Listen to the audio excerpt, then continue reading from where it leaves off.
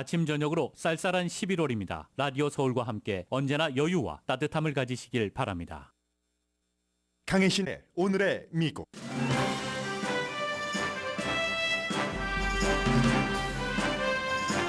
파워, 돈, 여자, 인공지능 등 인간의 욕망과 관련된 모든 것을 쥐고 있던 한 남자가 숨졌습니다. 미국 정치에서 가장 오래 가장 강한 논쟁 속의 주인공 헨리 키신저 전 국무장관입니다. 주이시였기 때문에 독일에서 미국으로 탈출해 아랍과 이스라엘 평화, 그리고 중국, 러시아 등 여러 외교에 있어서 12명의 대통령들과 중대한 업적을 이룬 키신저를 추앙하는 사람이 대부분입니다. 그러나 자신의 배경과는 달리 다른 사람의 인권은 묵살하면서 수십만 명의 대량 학살을 주도한 사람도 헨리 키신저입니다.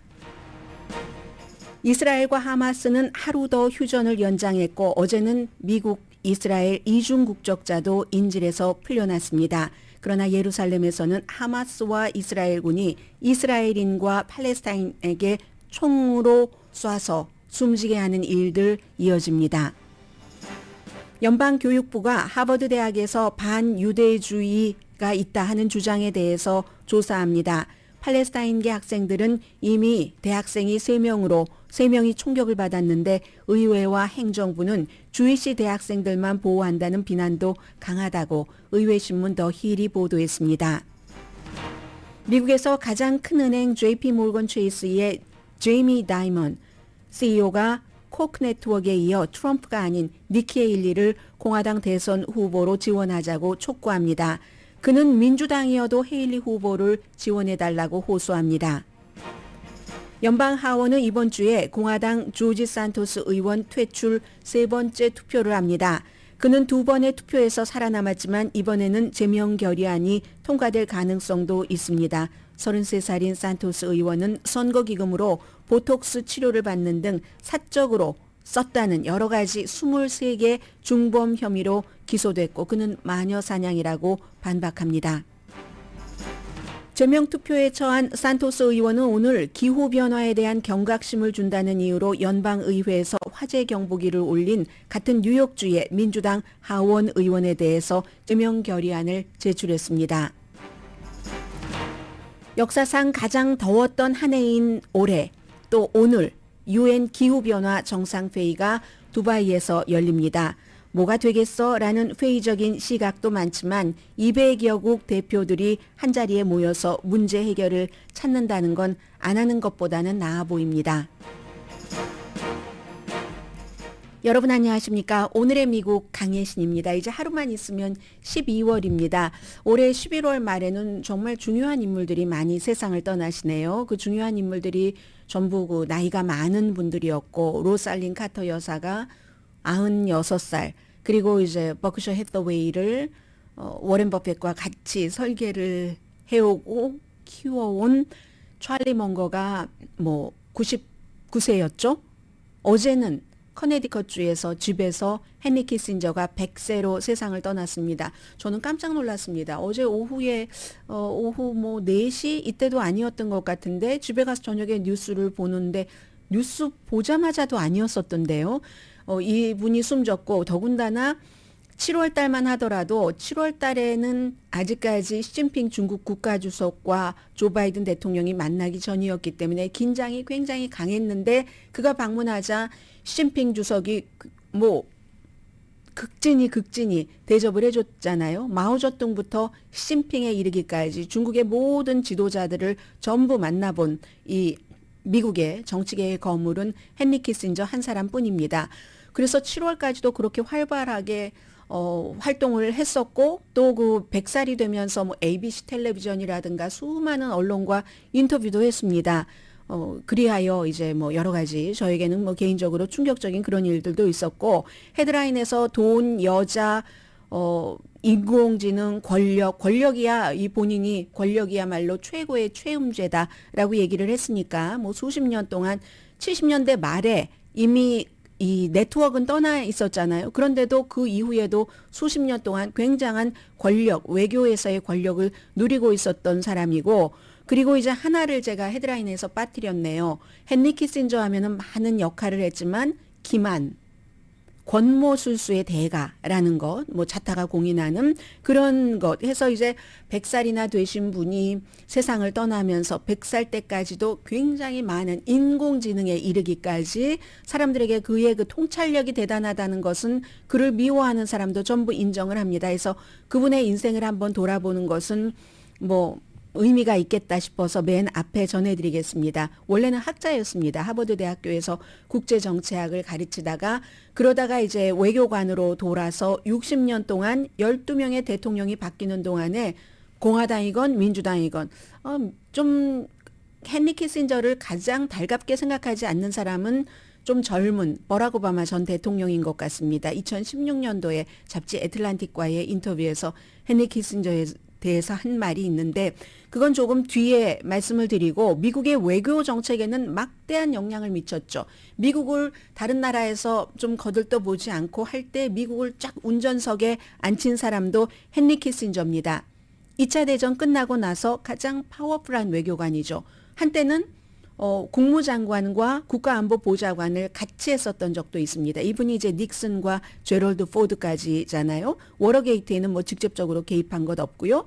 너무 잘 알고 계시는 핑퐁 외교와 중국과의 외교 관계, 또 베트남에서 철군하기로 협정을 한 거, 그것은 전쟁이 진행 중에 노벨 평화상을 받았지만 뭐 나중에 이게 엉망진창이 돼버렸고, 그럼에도 불구하고 제가 가장 최근에 썼던 헨리 키신저의 책 가운데서 월드 오더였던가요? 세계 질서? 그 책에서 보니까 저는 약간 욱했거든요. 왜냐하면 본인이 베트남전에 대해서도 잘못했다 하는 것은 절대로 인정을 하지 않는 그런 부분들이 있었기 때문에, 그러나 이제 아무튼 베트남에서 미군이 철수하는 협정을 이룬 사람이고 구소련과의 관계도 좀 완화시켰고, 또 본인이 주이시니까 아랍과 이스라엘과의 여러 가지 평화 협상을 하는 그런 것, 또 트럼프 전 대통령이 되고 나서는 백악관에 여러 번 등장을 했고, 무엇보다도 이 사람은 돈을 너무 사랑하는 사람입니다. 그래서 그의 사망도 이제 컨설팅 회사에서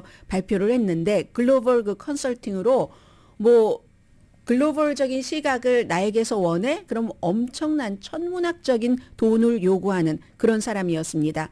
굉장히 무뚝뚝한 것 같지만 또 압도적인 존재감이 있고, 막후에 기만, 권모술수, 권력 조작 등등으로 정말 세계 정세에서 흔치 않는 영향력을 갖고 있었고, 노벨 평화상도 받았지만 그 받은 평화상 때문에 비난도 받았고, 수십 년이 지났는데도 여전히 그는 논쟁의 한가운데입니다. 그런데 최근으로 오면은 올수록 비난하는 사람이 더 많아진 것 같고요. 기본적으로는 이제 미국의 이익 앞에서 인권을 너무나 무시했다. 73년도 칠레 대통령을 끌어내린 거라든가, 이게 제일 중요하죠. 캄보디아의 융단 폭격. 캄보디아는 베트남전 당시에 중립국이었는데도, 그런데도 이제 그 베트공 이런 것에 대해서 미국이 원하는 방향으로 가려고 그야말로 융단 폭격을 해서 5만 명, 민간인이 5만 명 이상이 숨지고 했었던 그런 거. 그러니까 이제 전범이다라고 얘기를 하는 거잖아요. 미국이 베트남에서 빠져나올 수 있도록 협상을 했다 해서 노벨 평화상을 받았지만 무슨 소리, 협상을, 평화협정을 일찍 했어야지. 민간인들 그렇게 숨지게 하지 않고. 전범이야, 전범. 영국의 많은 저널리스트들은 그를 그렇게 얘기합니다. 또 하나 저는 가장 최근에 놀랐던 게 96세 때의 인공지능에 관해서 책을 썼고, 본인이 혼자 쓴 건 아니죠. 본인이 수십 년 동안 외교 정책에 집착을 했었는데 누군가 전문가가 있었죠. 더 젊은 사람. 그래서 여기까지 나가야지 되는가 했는데 나중에 보니까 왜 인공지능에 관한 책을 썼는지가 이해가 됐습니다. 헨리 키신저로서는 그럴 수 있겠다. 뒤에 말씀드리고요. 아무튼 이리하여 제가 지금부터 몇 가지를 전해드릴 것은 이코노미스트, BBC, 뉴욕타임스, 파이낸셜 타임스, 그 밖에 많은 언론의 헨리 키신저에 대한 부고를 조금 종합을 해봤습니다. 이코노미스트는 이 사람이 막강한 영향력을 누렸지만 본인이 원하는 곳에는 미치지 못했다. 결국은 제도권 안에 들어가지 못하고, 제도권에서 나오고 난 뒤에는 한 번도 그 안으로 들어가서 하지 못하고 막후에서 뭔가를 항상 했었다는 그런 뜻으로 받아들여졌습니다. 원로죠. 원로 외교관 정치인이라기보단 외교 전문가인 것은 맞죠. 100세로 숨졌는데 1970년대 이제 6월 달에 미국이 이제 캄보디아를 침공하고 나서 헨리 키신저가 그러니까 이제 젊은이들이 막 그 당시에 막 베트남전 등등 뭐 시위들이 엄청났잖아요. 백악관 그 앞에 라파에트 공원, 트럼프 전 대통령도 딱 거기에 있는 교회 앞에서 성경 들고 했었던 그 라파에타 공원에 가서 27살의 평화주의자인 브라이언 맥도널이란 청년, 당시에 장발이었습니다. 이 청년을 비밀리에 방문하고 의논하고 이 사람은 설득시키는 거예요. 왜 전쟁이 필요한가? 본인이 하는 일에 대해서. 끝내 이 청년은 설득되지 않았지만 끝까지 두 사람은 뭐 여러 가지 논쟁도 하고 토론도 하고 했었다는, 자신이 자신을 비난하는 사람들을 이길 수 있다는 것, 비난하는 사람을 설득시켜야지 된다는 것을 끝까지 가지고 간 사람입니다. 1923년도 독일에서 태어났습니다. 나치의 주이시 유대인 학대가 어땠겠습니까?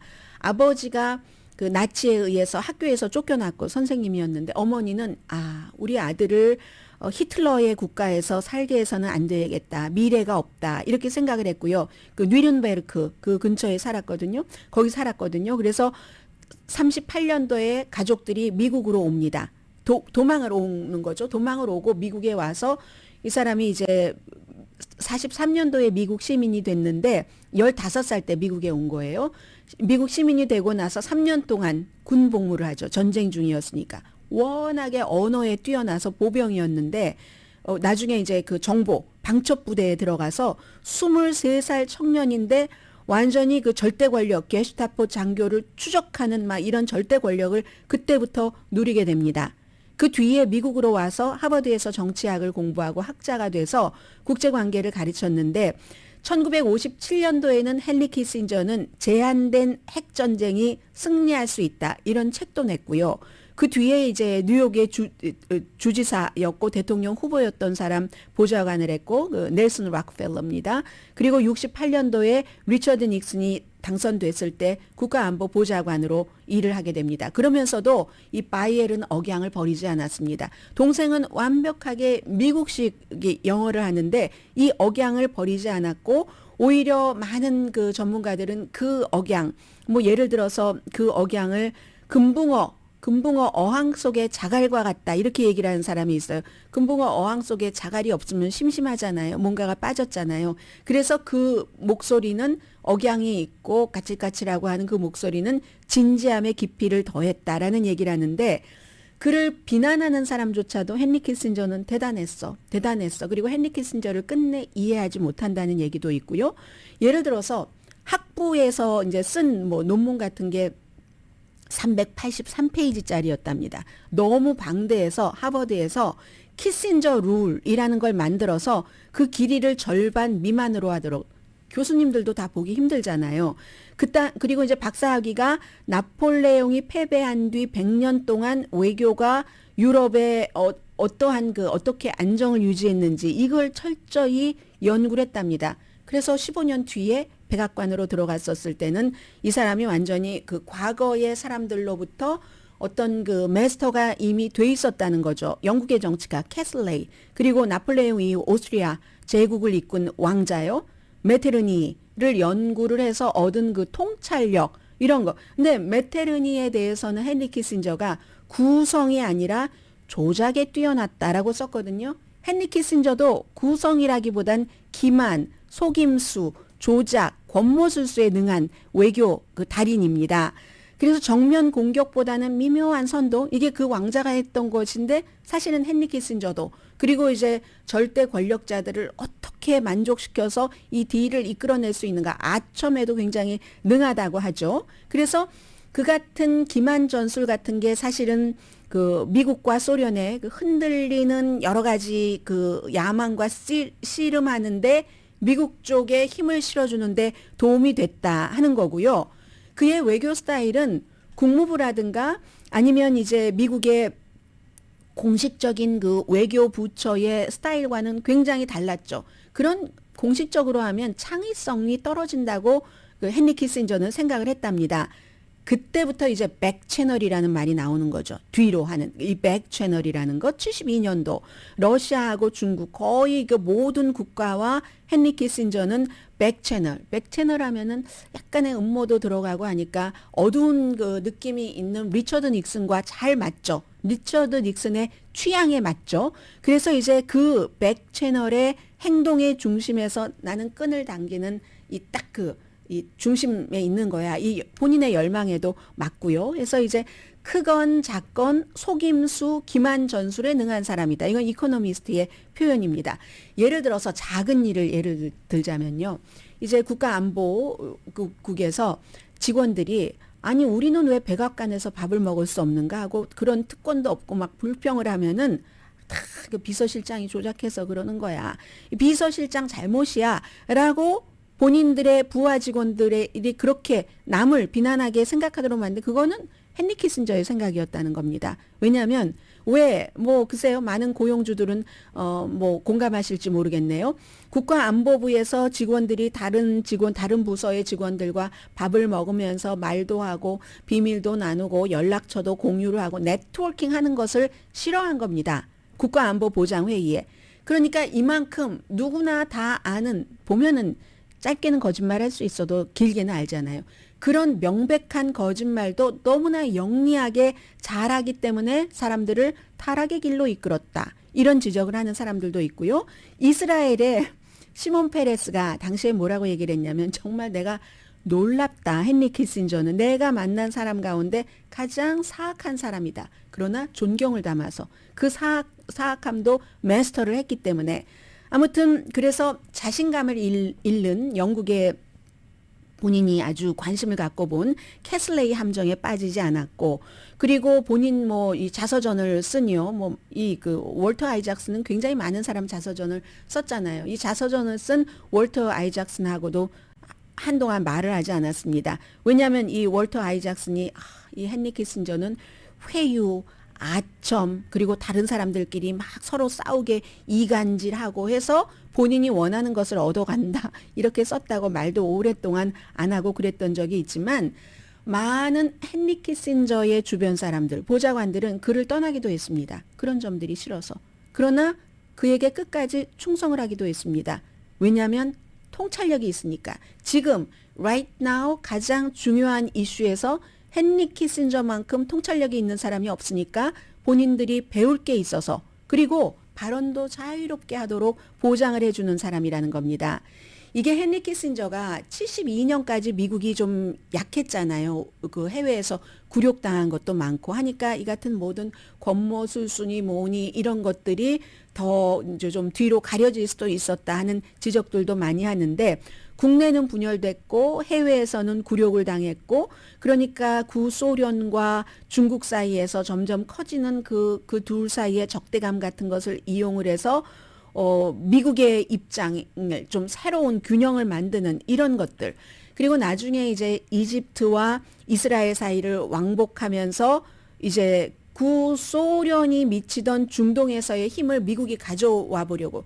그래서 왔다 갔다. 그래서 이제 셔틀 외교라는 말이 생긴 거죠. 그때부터 아랍과 이스라엘 분쟁을 조금 완화하는데도 도움을 준 게 사실이고요. 해서 미국이 굉장히 약할 때 미국을 운전석에 앉히게 했다. 그렇기 때문에 헨리 키신저가 뒤에 사람들에게 얼마나 잘했어요. 고맙습니다 하는 얘기를 받을까요? 많은 사람들이 많은 조지 부시를 포함해서 엄청나게 정치인들이 앞서 쭉 말씀드린 그가 이루어놓은 업적 때문에 헨리 키신저를 추모합니다. 그러나 그의 그 일을 이루기 위해서 생겨난 엄청난 부작용 그리고 그 방법을 굉장히 경멸하는 지식인들은 그가 미국의 원칙도 어겼고 수백만 명을 희생을 시켰다. 생명을 그게 이제 캄보디아 뭐 이런 걸 얘기를 하는 거죠. 라오스도 얘기를 하는 거고 파키스탄에서의 대량 학살도 눈 감아줬습니다. 미국이. 파키스탄이 그 동파키스탄 지금은 이제 방글라데시죠. 파키스탄이 그 동파키스탄에서 한 30만 명을 죽이는 대량 학살을 미국이 떼쫓게 했거든요. 왜냐하면 그 당시에 중국과의 여러 가지 관계를 개선하는 이루는데 파키스탄이 도움이 됐기 때문에 파키스탄 정권에 도움이 필요했기 때문에 다른 나라 최소한 30만 명입니다. 그 당시에 최소한 30만 명이 죽거나 말거나 그리고 1,000만 명 이상은 인도로 쫓겨갈 수밖에 없었다고 하잖아요. 그런 것. 칠레에서의 쿠데타와 암살, 앙골라에서의 반란 계획 이런 것들.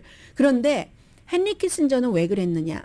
헨리 키신저는 칠레, 앙골라 이런 모든 일들이 그렇게 조작을 하지 않으면 이 구소련의 음모 때문에 도미노처럼 무너질 것이라고 본인은 생각을 했다는 겁니다. 그러나 영국의 언론인 크리스토퍼 히친스가 가장 이제 이 헨리 키신저를 많이 비난을 하는 사람인데 73년도 키신저가 노벨 평화상을 받았을 때 전쟁 범죄로 재판을 받아야지 될 사람이 노벨 평화상을 받다니. 왜냐하면 캄보디아 전역에 캄보디아가 중립국이었는데도 베트남을 잡는다면서 베트남 공산주의자를 잡는다면서 그 목적으로 한 200만 톤 이상의 폭탄을 투하하도록 명령한 사람이 헨리 키신저입니다. 그리고 수천 명의 그 당시에 지상군을 파병을 했습니다. 국내에서 엄청난 시위가 있었죠. 민간인이 5만 명 이상이 그 당시에 뭐 사망을 했다고 하니까 그 이후에 폴포트 정권이 들어선 거죠. 킬링필드 우리가 다 영화 봤잖아요. 크메르루즈 이런 것들이 다 그런 잔혹한 정권을 헨리 키신저가 탄생시켰는데 헨리 키신저는 그 당시에 막 200만 톤의 폭탄을 투하하라고 하면서 날아다니거나 움직이는 모든 것을 다 공격해라. 그러니까 민간인이 그렇게 많이 숨진 거죠. 그걸 국제법 위반이라고 얘기하는 사람들이 굉장히 많습니다. 그럼 헨리 키신저는 이런 것 갖고 움츠렸을까요? 아니었습니다.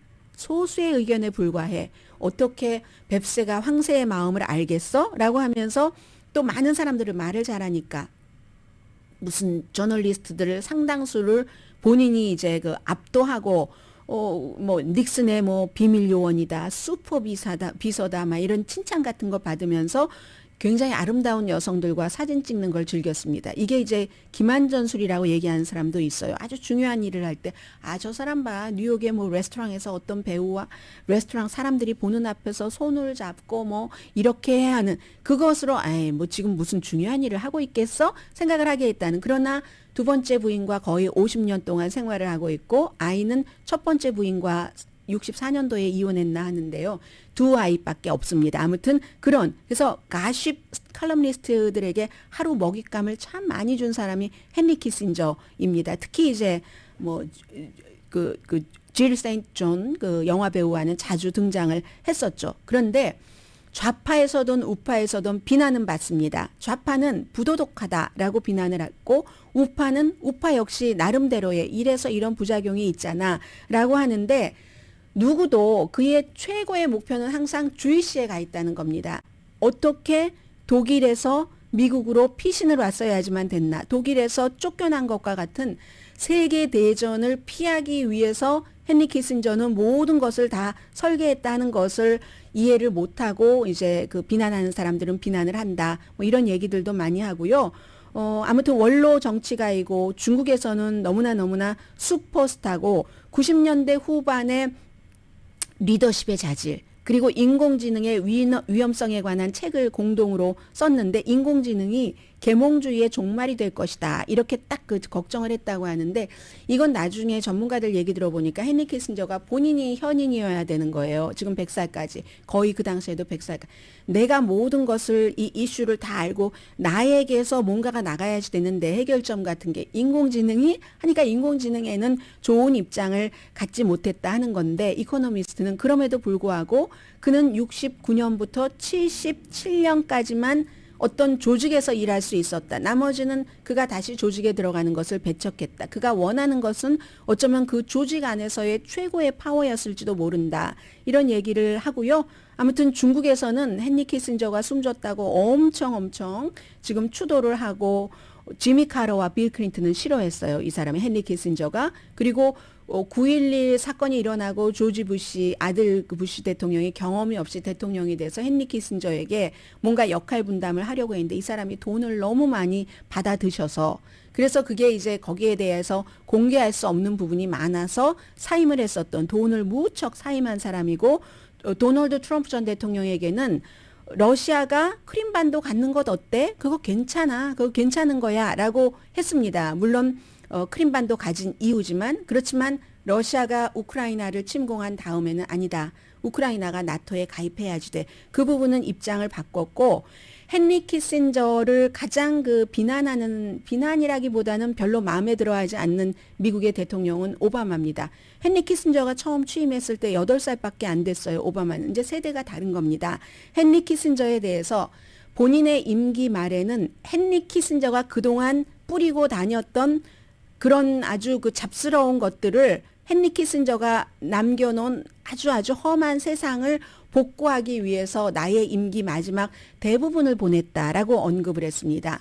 그래서 공화당에서는 오바마 전 대통령에게 사과하는 대통령이다. 미국이 뭘 사과해야 하지만 이게 다 이제 그런 것들이 있었다는 얘기를 하고 있고요.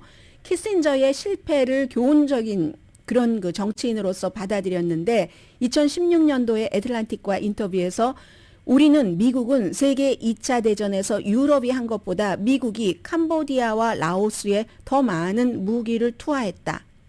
그 뒤에 이제 결국 닉슨이 초라하게 철수할 수밖에 없었지만 그런데 그렇게 철수하고 나서도 그 뒤에 계속 폴포트 등등의 일은 너무너무 많이 남아서 미국에 대한 악감정으로도 남고 현대사의 어두운 그림자라도 남고 정말 그 지옥에서 혼돈, 학살, 권위주의 정부 등이 계속 등장을 해서 미국의 민주주의와 계속 싸우고 있다는 그럼 헨리 키신저가 어떤 전략 방식으로 미국의 이득을 높였는가 이렇게 의문을 한 버락 오바마 전 대통령도 있습니다. 그런데 헨리 키신저는 숨지기 전까지 계속 말하고 글 쓰고 고상한 목표를 갖고 있었던 사람이라기보다는 사실은 현실적인 어떤 정치를 지향하는 사람이라고 볼 수 있고요.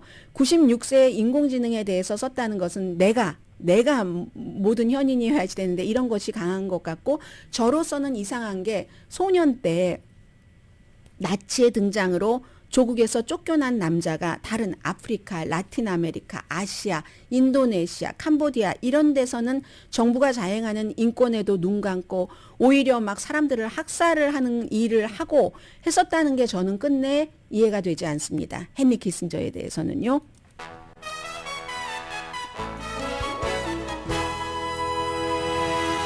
너무 길었네요.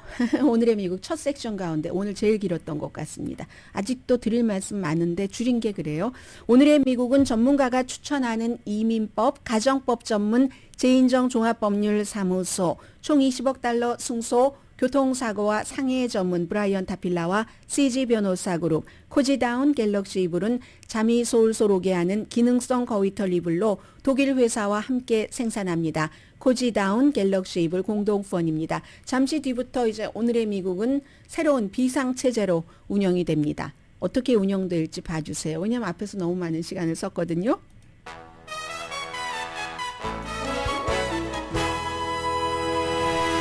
라디오 서울 방송 오늘의 미국 듣고 계십니다. 유튜브가 좀 전에 안 나왔었죠. 제 잘못입니다.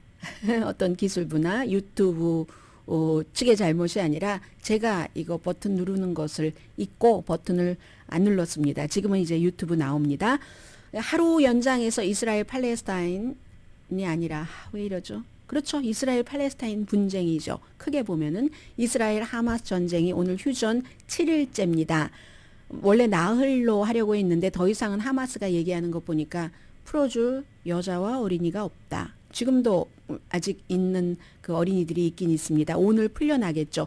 어제는 이중국적자인 이스라엘, 미국계 이스라엘, 그리고 집은 이스라엘에 있었고 49살의 한 여성이 교사면서 이스라엘 홀로코스트 희생자 추모비 청소년 가이드, 그 야드바셈 가이드인 것 같네요. 거기서 이제 일하고 계시는 분이 석방이 됐는데 남편은 여전히 남자이기 때문에 석방되지 않았습니다. 미국인 지금 8명 인질로 잡혀 있고 그리고 오늘 이제 일단 그렇게 하고 난 뒤에 어떻게 될지 알 수 없는데 지금 미국 언론에서는 팔레스타인 두 사람이 예루살렘 버스 정류장에서 3명의 이스라엘인을 총으로 쏴서 살해했고 6명이 부상당했다.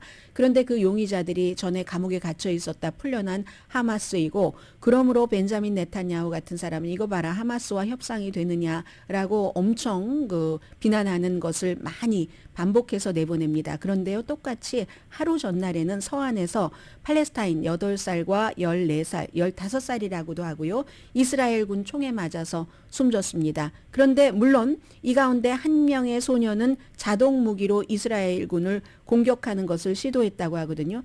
아무리 어떻게 해봤자 근본적으로 팔레스타인 사람들이 살만한 숨통을 트여주지 않으면 이제 8살 밖에 안 됐잖아요. 8살, 14살 이런 일들이 일어나는 거고, 이스라엘 군인은 할 수 없이 이스라엘 군인이라고 좋겠어요?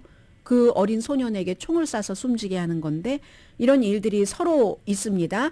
그리고 하마스는 이스라엘이 공습으로 얼마나 많은 사람을 숨지게 했는가, 그 가운데 인질도 포함되어 있다라고도 얘기를 하고 있고, 그건 확인할 수가 없죠. 지금 그 하마스가 주장하는 인질도 이스라엘 공격으로 숨졌다는 것은. 아무튼 이번에 휴전이 끝나고 나면 휴전은 끝날 수밖에 없고, 여성과 이스라엘 군인을 하마스가 풀어줄 리는 없으니까요. 그럼 굉장히 잔혹한 전쟁이 시작될 텐데, 미국은 북부에서처럼 남부에서 하지 말아라 하지만 이스라엘이 어떻게 할지 알 수 없습니다.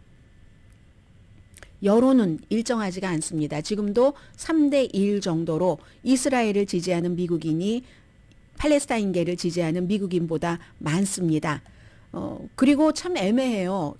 양쪽 여론 다 하마스는 무너져야지 된다라고 얘기를 하지만 팔레스타인 사람들이 죽어가는 것도 원치 않는다. 근데 하마스를 무너뜨리려면 팔레스타인 사람들이 죽어가야지 된다니까요. 그리고도 끝까지 무너지지 않는다니까요. 8살, 14살 다 이스라엘에 저항하고 있잖아요. 팔레스타인 소년들이, 소녀들도 지금 그 정도이고, 미국 내부에서는 연방교육부가 하버드 대학에서의 반유대주의 이 주장에 대해서 조사를 합니다.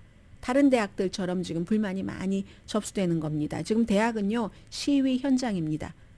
컬럼비아, 코넬, 웨슬리, 또 유니버시티 오브 펜실베니아 등등 수많은 USC, UCLA 전부.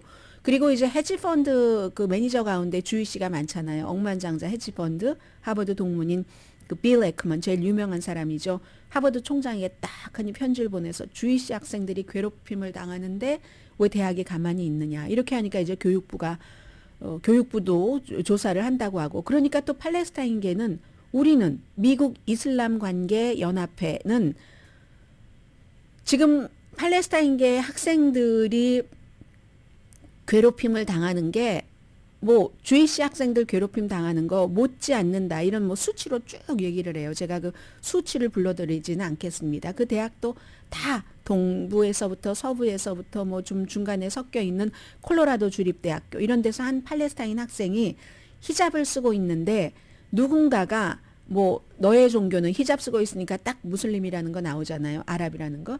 너의 종교는 폭력의 종교고, 테크니컬리 얘기하면 너희들은 테러리스트야.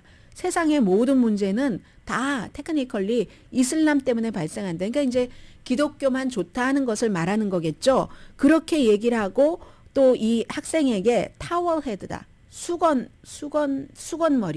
그러니까 히잡 쓰는 거기에 대해서 수건머리다, 이렇게 이제 부르는 이런 일들도 있다고 하는 거고, 팔레스타인의 법률 그 보호 단체에서도 굉장히 많은 걱정하는 거라든가 보호해 주세요라는 거라든가 이런 교육부에 편지를 보내는데, 똑같이 교육부에 편지 보내는데 교육부는 지금까지는 이스라엘계 학생에 대한 괴롭힘만 조사하라고 이렇게 나왔습니다. 실제로 팔레스타인계는 지금 버몬트 유니버시티 옆에서 브라운 대학교 학생을 포함해서 보스턴 칼리지도 있었고, 또 한 명은 누구였었죠? 그런 학생들 총상 입었잖아요. 6살 소년도 팔레스타인은 죽어야 돼 하면서 이제 숨지고, 그런 일들이 있고, 매사추세츠 공과대학에서도 마찬가지고. 그러나 아직까지 미국의 법무부는 유대인 학생들 이제 그 괴롭힘 당하는 것만 조사하고, 다음 주에는 역시 의회에서 공화당이 주도를 해서 그 하버드 대학교를 포함을 해서 중요한 아이빌리그 대학교 총장들이 출석을 해서 왜 학교에서 주이시 학생들을 보호하지 않아 하고 청문회에서 이제 힐난을 당하겠죠. 잠시 뒤에 뵙겠습니다.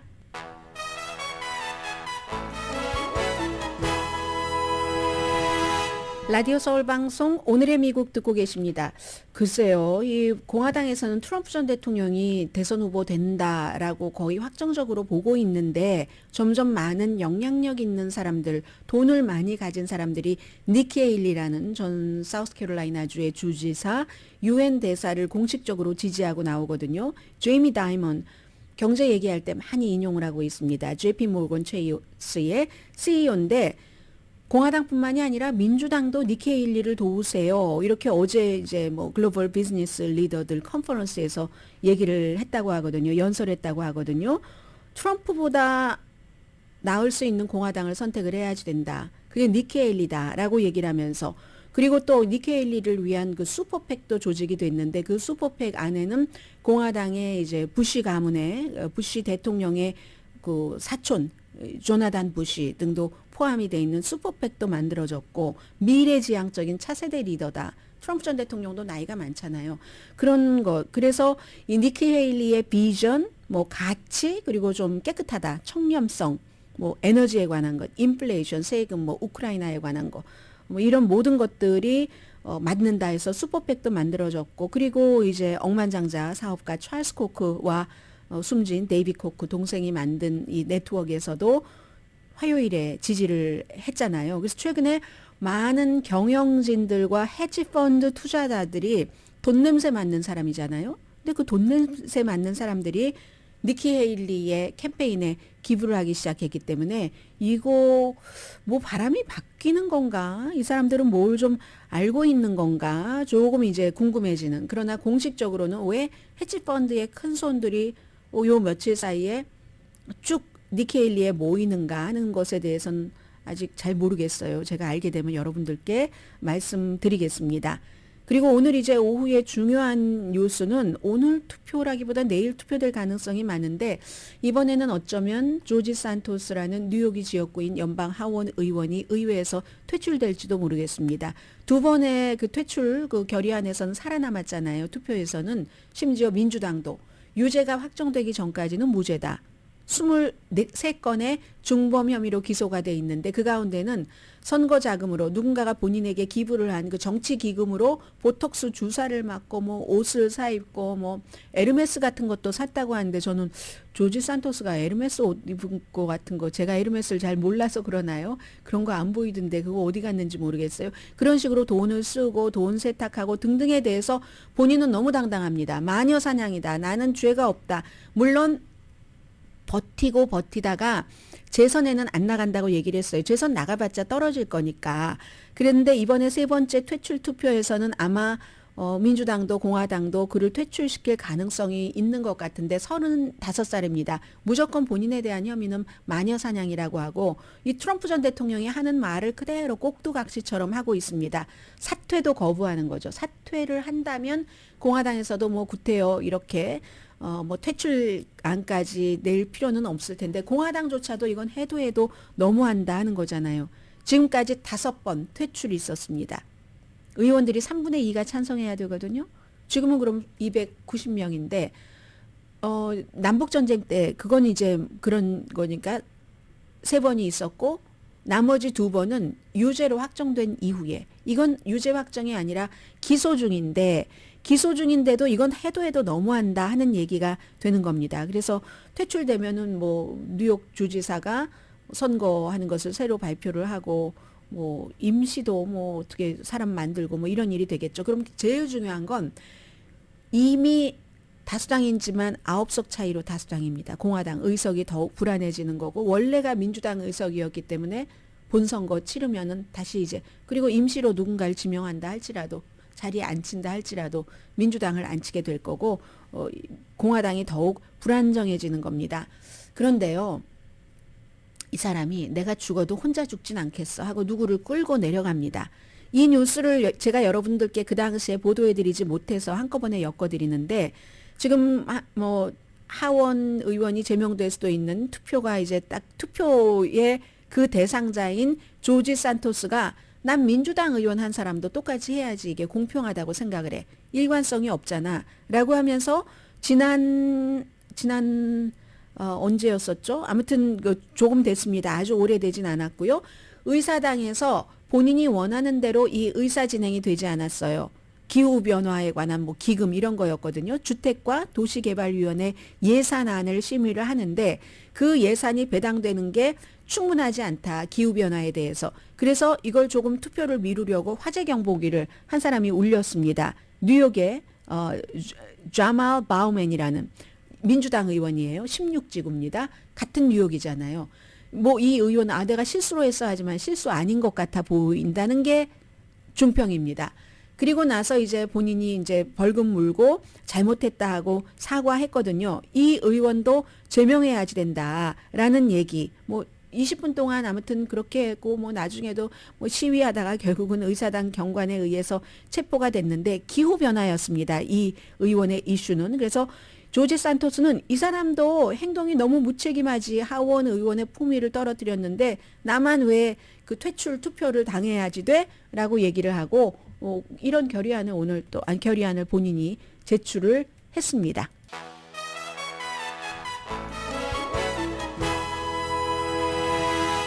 라디오 서울 방송 오늘의 미국 듣고 계십니다. 좀 전에 여러분들 들으셨죠? 제가 정확한 시간 같은 것 혹시 틀릴까봐 다시 말씀을 못 드립니다. 희한한 라디오만 기억나네요.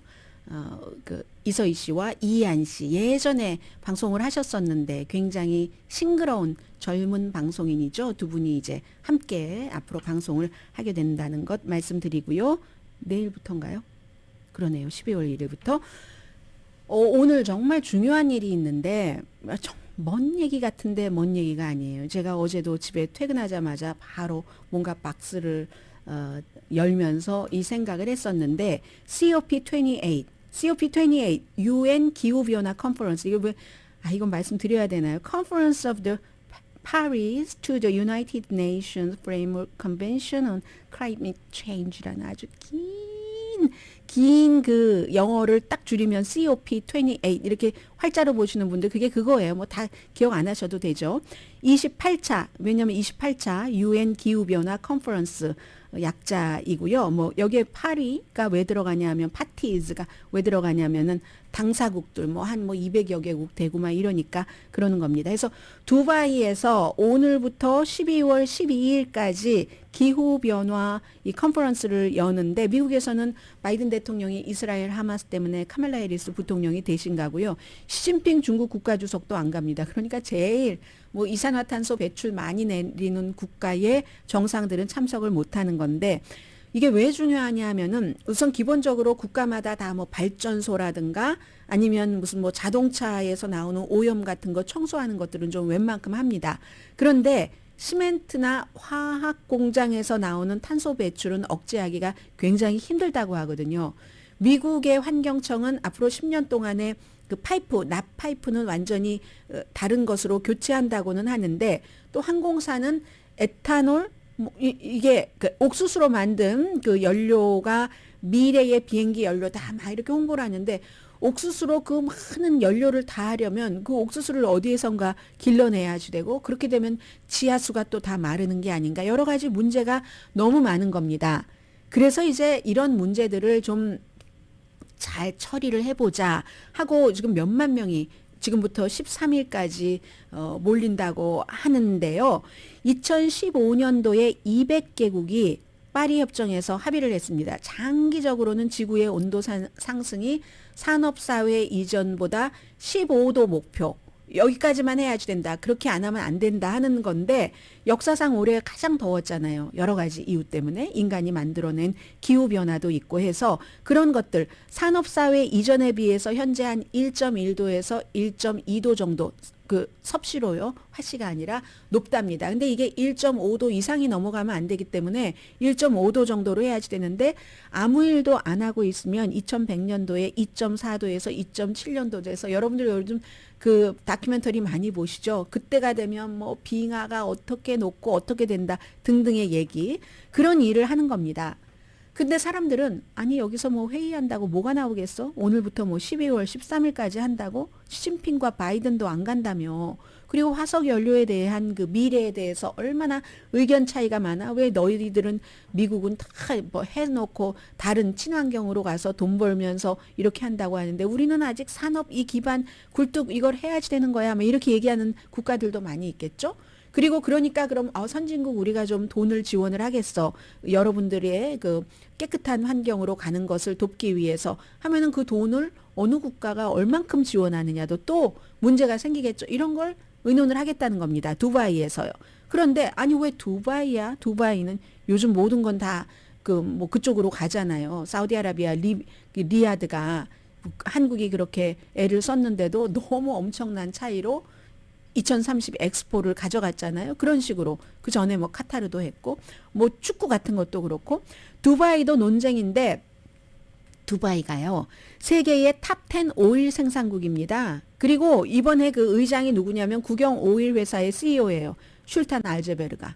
슐탄 알제베르는 생산 더 늘린다고 하고 오일도 석탄처럼 화석연료잖아요. 에너지로 그 연소될 때 이산화탄소와 같은 온실가스를 방출하니까 뭐 이런데 왜 두바이야? 왜 의장은 그 사람이야? 이런 얘기. 그리고 뭐 젊은 그 환경운동가 그레타 툰베리 잘 아시죠?